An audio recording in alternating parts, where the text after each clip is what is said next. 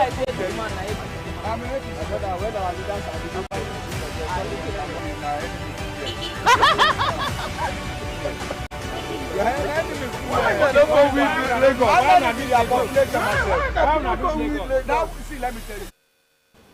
you for staying with us here on Global Morning. It's another wonderful opportunity today. I mean, no better time to be alive, especially in a country that is experiencing so much of evolution at this point in time, whether it's in the economy or in other critical sectors of our country.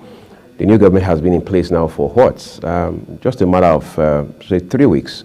And then we've seen so much changing right now, whether it's the sacking of security chiefs and the announcement of new ones to replace them, or the suspension and ultimate interrogation of very key heads of pivotal institutions in this country. While some persons would argue and say, look, it's too early in the day to draw conclusions. Others are saying this government has started on a very good footing, and the only wish is for it to continue and stay consistent, because Nigeria needs leadership so badly at this point, so that we can get to move out of the woods, because economists would always say we are still in the woods with regards to indebtedness, low ebb manufacturing, and then, of course, the continual dependence on crude, which again is subjected to so much of volatility. If you look at the papers today, you realize that there are several stories around the appointments of new service chiefs, and then in particular the decoration of the new, or if you like, acting IGP by the vice president. By the way, we hear that the president had jetted out of the country yesterday en route Paris in France to join other world leaders to discuss new financial pacts that will give some sort of leverage to developing economies like Nigeria, so they can also play within that space of access to finance on a global scale. On that note, we'll turn to the papers for you quickly this morning. We're starting with this Nigeria to give you a snapshot of what the news is like today, being the 21st day in the month of June 2023. Okay, it says how we aborted Emefiele's plot to flee Nigeria by DSS. Agency says it has credible evidence to prove allegations. Court fixes July 13 for suspended CBN Buzzy suit. EFCC quizzes, releases ex-Benue governor or term after hours of grilling. That's on page 16. UN allocates $20 million to tackle problem of food security in Northeast. Is a story on page 20 of today's This Nigeria. Rice advocates the price hike in electricity tariff amidst fuel subsidy. I feel like a tiger ready to pounce on criminals. That headline is credited to the new IGP. Okay, talking about Egbetokun. I'm happy handing over to my successor, Usman Alkali Baba. Says, if you take a look at the top end, that's just beside the nameplate of today's This Nigeria, Tinubu appoints Hakeem Odumosu as EFCC. That story is on page 5. However, the Punch today has a story of some purported denial, or if you like, dismissal of that story, because you understand that the former Lagos Commissioner has debunked the claim that he has been appointed by President Tinubu as the next EFCC chairman. But then, what we do, we keep our fingers crossed and see how that story will turn out. Of course, the president will, at a point, distant time, announce replacements for the suspended and now being investigated former chairman of the EFCC, talking about no other person than Mr. Abdul Rashid Bawa. So let's turn to the Punch newspaper, everyone. Let's see the big stories from the Punch this morning. New service chiefs, 100 military generals may be retired. That's on page 2. Retirement gale to hit Army, Air Force, Navy. Course 37, others may be affected. Shetima decorates acting IG Egbetokun as Baba Bak's successor to succeed. Above the nameplate of the Punch, FG votes 24 billion naira for 10th National Assembly members' accommodation. Naira closes at 756 to the dollar as trading rises at official window. State's external debt rises to 3 trillion naira. At the foot of the front cover of the Punch newspaper, Emefiele's detention backed by court order, says DSS. Details of the story are with you on today's, page 8 of today's Punch newspaper. If you look further at the foot of the front page of the Punch newspaper, flood sacks residents from Ogun communities. PDP holds reconciliation parley. Wike, others absent. We understand that even the former Vice President, Atiku Abubakar, also wasn't at that meeting. It shows that PDP as a party has enormous work on its hands with regards to reconciling all the warring factions within its fold. We've not forgotten so quickly how the 2023 general election, events in the build-up to the 2023 general election had also further depleted, some would say polarized, the People's Democratic Party. And that even was made worse, perhaps, by the claim credited to the immediate past governor of Rivers State, Nyesom Wike, that he had been poisoned at the PDP National Secretariat in 2018. But again, that probably will become basis for your word against my scenario, as is always the case. But let's look at the Nation newspaper for you, where we have several stories as well. We begin from just above the Nates. Emefiele will flee if admitted to bail. AGF DSS tell courts. All right. Nakon Nema back to VP's office. Government reverses decision. EFCC quizzes Ortam. Atiku Obi to close petitions at tribunal this week. Naira trades at 756 to the dollar. Of course, we've seen steady, or some say constant, decline in the value of the naira since it got floated or got devalued last week by order of the president. But let's see what we can do, how much of coordination and, if you like, midwiving that the CBN can provide in that regard. Nati raises more dust over NNPC's 60 million barrel per day petrol consumption claim. Okay, one would have thought Nati is in the best position, or at least in a far better position than most others, to tell us exactly how much of petrol Nigeria consume daily. But that has again become a subject of controversy. 1 minute is 60 million, the next is 48 million. The data follows this it's upwards of 70 million. But it's a shame and very embarrassing that as a country, we're still having back and forth over the volume of fuel or petrol that we consume on a daily basis as a country, right? And that's something we should deal with. Shouldn't be rocket science, basically. All right, governor rides bicycle to inspect a hospital in disguise. That's on page 2.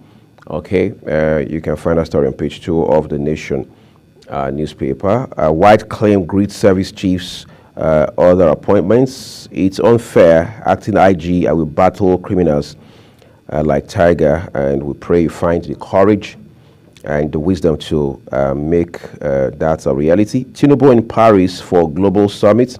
NDLEA NAFDAC board not dissolved, says federal government on page 6 of today's Nation newspaper. All right, what's more, let's see the Daily Independent for you. Some of these stories are replicated, by the way, but the Daily Independent has some of them that are give or take exclusive.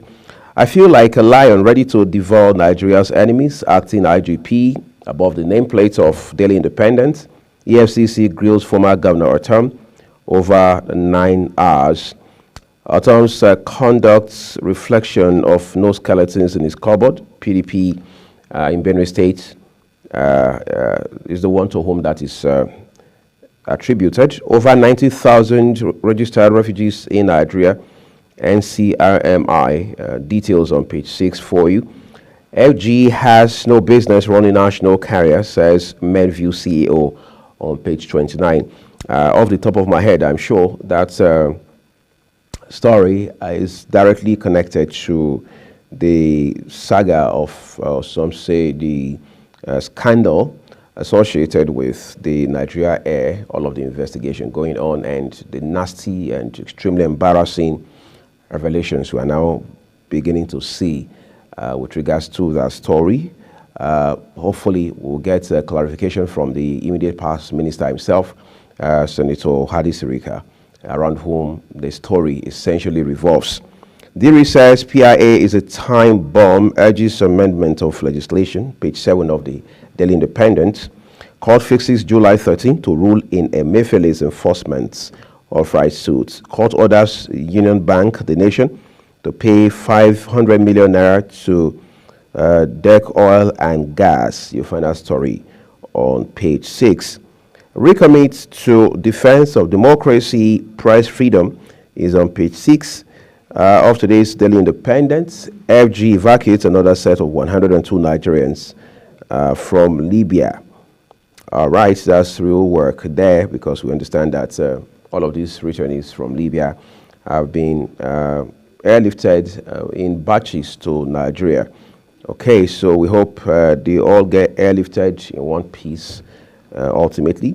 All right, but we need to look at the Vanguard for you as well this morning and see the stories on the Vanguard. Value of FGM bonds down by 93.2% to 183 billion naira. It's a story on page 19. Okay, above the nameplate of the Vanguard this morning, what do we have? We are committed to price freedom, defense of democracy. Editors: NGE, NDLEA General Ogunewe, retired. Porter Novelli congratulates Eze and Naba, while we opposed Nnamdi Kanu's request for access to his medical records. DSS has, we have the story on page 11. I feel like Tiger ready to devour criminals, acting IGP Egbetoku. Anxiety as depot petrol price rises to 490 naira per litre on page 5 of the Vanguard newspaper. However, that story has got a couple of riders' stories. Retail price rises to 515 naira. Major marketers lift at 446 naira 57 kobo per litre. Regulator unavailable at filling stations. PMS now for the rich. NLC, the regulation drives change in price. Ipman, we are still far from deregulation. Professor Iladare. All right, so again, that is one issue that requires context to be created and facts established, because if you say we've deregulated, you're asking yourself, what are the core features or attributes of deregulation, especially as it touches on the oil sector, which of course is very critical to a country like Nigeria. Let's take a look at the left end of the Vanguard newspaper. EFCC releases ex-governor Ortom after 10 hours of grilling. We understand the governor had arrived at the EFCC office, Makurdi Zonal office, that is, at about 10 a.m., just past 10 a.m. yesterday, and was let off just before 8 p.m.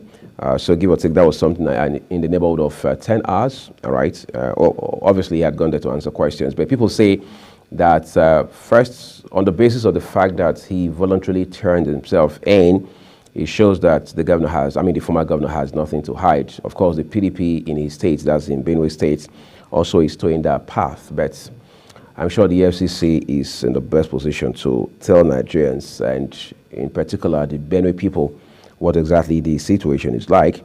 But let's see one more headline here from the Vanguard quickly. Presidential poll: Tinubu opens defense June 30. Atiku Obi close cases on Friday. All right, so the Tribune, the Nigeria Tribune, is our next port of call. Above the nameplate, a picture of the former VP, Vice President there, Atiku Abubakar, who also is was the presidential candidate of the People's Democratic Party in the 2023 presidential election. PPC, Atiku, PDP lament difficulties in getting documents from INEC. Closed case against Tinubu's election tomorrow, which is Thursday. That story is waiting for you on page 4.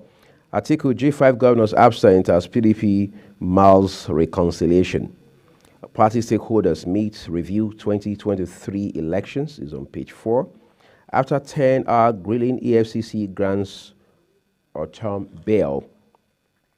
Tinubu approves return of Nema Nakon to VP's office is a story on page 3. Emefiele challenges detention by DSS, seeks 500 million naira damages on page 3 as well. Ondo, police arrest nurse, 2 others over baby's missing placenta.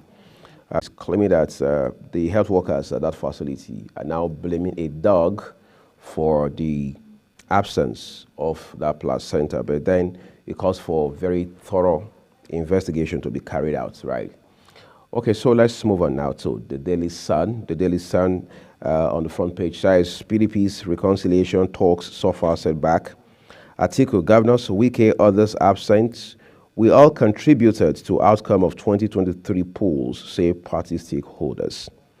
I feel like Tiger ready to chase away all criminals, acting IGP. That story is on page 5 of today's Daily Sun. Cardinal Onayeko hails change of service chiefs, asks Tinubu to change security structure on page 26. Editors committed to defense of democracy, press freedom, NGE. RMAFC wants 36 states assembly to amend relevant laws. What's more on the Vanguard today? 6,221 Nigerian doctors lost to UK in 6 years, National College of Surgeons. EFCC releases ex-governor Otom after 10 hours of grilling. Okay, so let's see a few more stories for you here. Atiku PDP close case challenging Tinubu's victory. Again, laments difficulties in getting documents from INEC. Nati praises Tinubu's determination to end subsidy regime. Those are all big headlines from today's Tribune. But then we have This Day as well for you.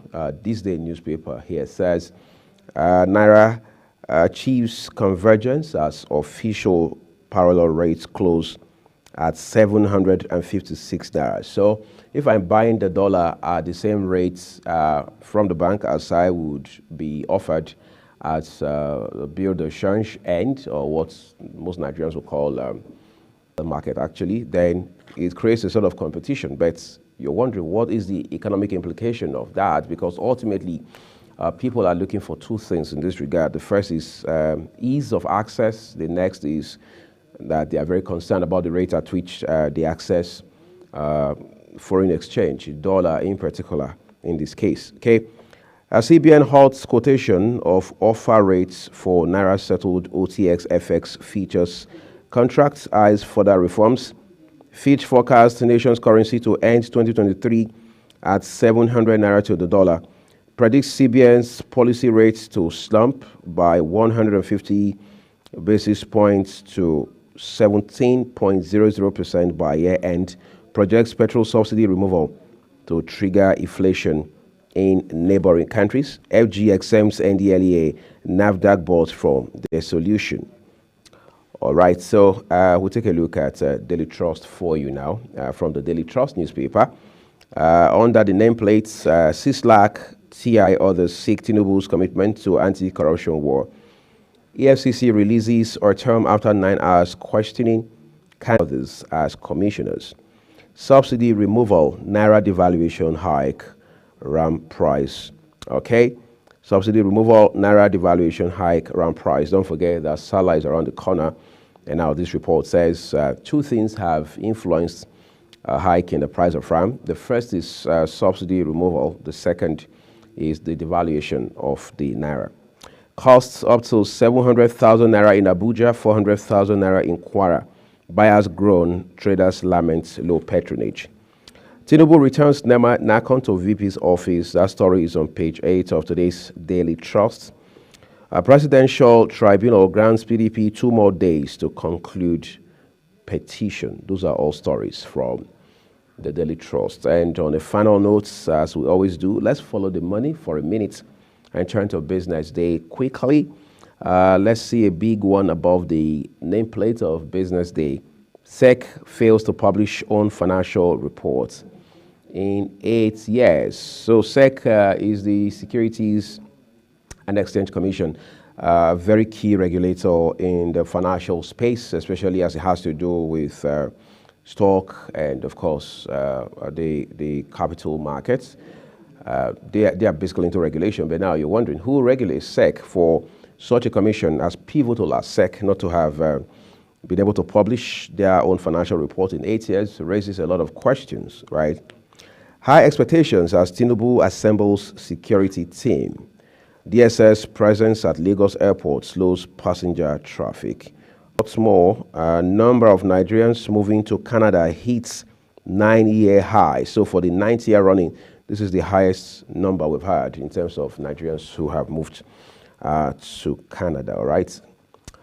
Some people are saying there has to be a piece of legislation to stop the so-called Jagba movement, but then there's also the very fundamental concern of human rights and in particular the rights for people to move to wherever geography they so desire and to live there for as long as they want.